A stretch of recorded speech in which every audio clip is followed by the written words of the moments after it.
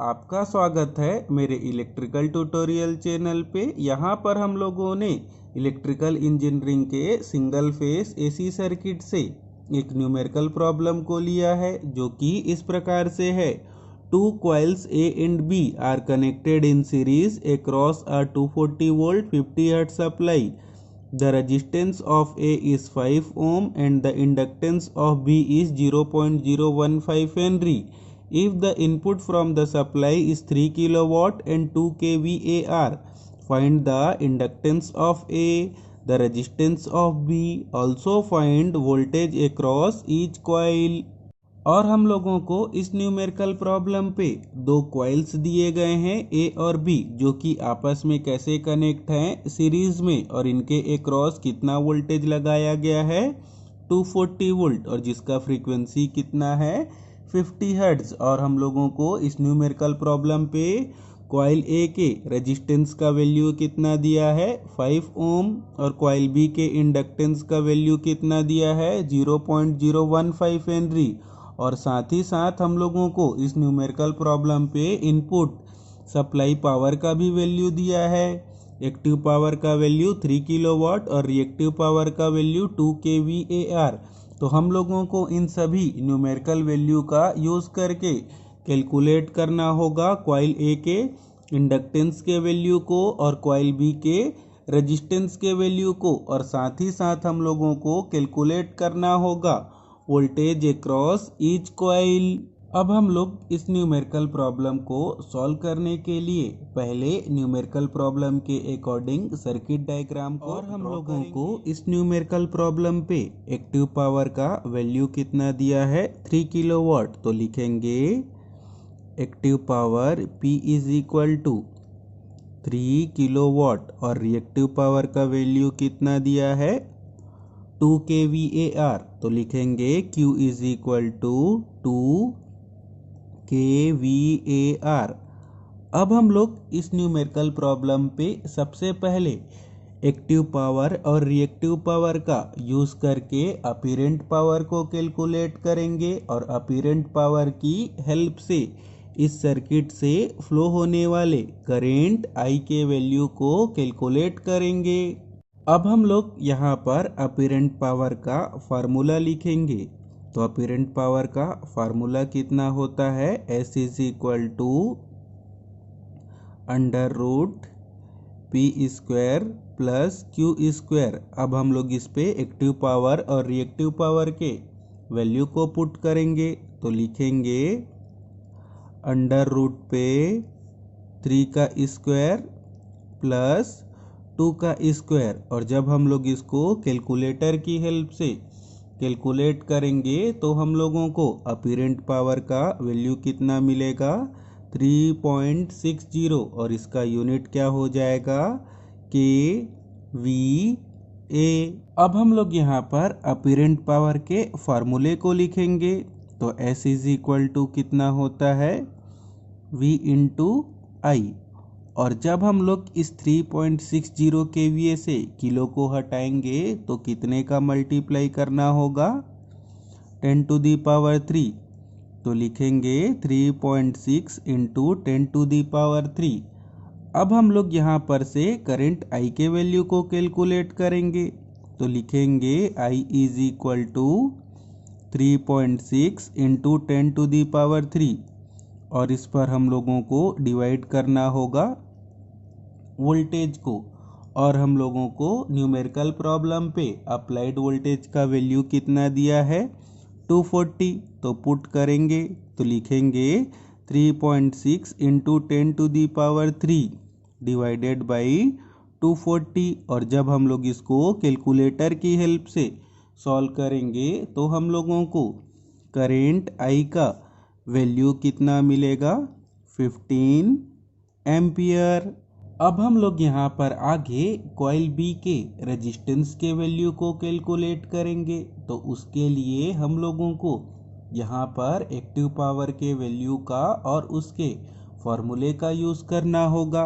तो हम लोग यहाँ पर लिख पाएंगे active power P is equal to I square और ब्रैकेट पर हम लोगों को लिखना होगा कॉइल ए के resistance R A plus coil B के रेजिस्टेंस आर बी को, क्योंकि दोनों कॉइल्स आपस में कैसे कनेक्ट हैं, सीरीज में। तो सीरीज में कनेक्ट होने के कारण उनके रेजिस्टेंस भी क्या हो जाएंगे, ऐड हो जाएंगे।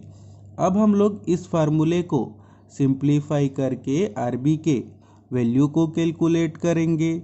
तो R B is equal to हम लोग लिख पाएंगे P upon I square minus R A. अब हम लोग इस पे वैल्यू पुट करेंगे तो लिखेंगे R B is equal to P के जगह हम लोग पुट करेंगे 3 किलोवाट, तो लिखेंगे 3 इंटू 10⁻³ और आई का वैल्यू हम लोगों ने कितना कैलकुलेट किया है 15, तो कितना हो जाएगा 15 का स्क्वायर। और हम लोगों को कॉइल ए के रेजिस्टेंस का वैल्यू कितना दिया है 5। और जब हम लोग इसको कैलकुलेटर की हेल्प से सॉल्व करेंगे तो हम लोगों को कॉइल बी के रेजिस्टेंस का वैल्यू कितना मिलेगा 8.33 ओम। अब हम लोग यहाँ पर आगे कॉइल ए के इंडक्टेंस के वैल्यू को कैलकुलेट करेंगे। तो उसके लिए हम लोगों को यहाँ पर रिएक्टिव पावर के वैल्यू का और उसके फॉर्मूले का यूज़ करना होगा। तो यहाँ पर हम लोग लिख पाएंगे reactive power Q is equal to I square और ब्रैकेट पर लिखेंगे कॉइल ए के इंडक्टिव रिएक्टेंस को XA प्लस कॉइल बी के इंडक्टिव रिएक्टेंस को जो कि क्या है XB। और हम लोग जैसा कि जानते हैं inductive reactance X is equal to क्या होता है ओमेगा L। तो इस फार्मूले को चेंज करके हम लोग कितना लिख पाएंगे I square omega LA plus omega LB। अब हम लोग इस फार्मूले को सिंप्लीफाई करके इंडक्टेंस LA के वैल्यू को कैलकुलेट करेंगे और ओमेगा के जगह पुट करेंगे 2πf। तो हम लोग कितना लिख पाएंगे, लिखेंगे LA is equal to Q upon I square और ओमेगा का वैल्यू लिखेंगे जो कि कितना है 2πf। और हम लोगों को इस पे माइनस करना होगा कॉइल बी के इंडक्टेंस के वैल्यू को।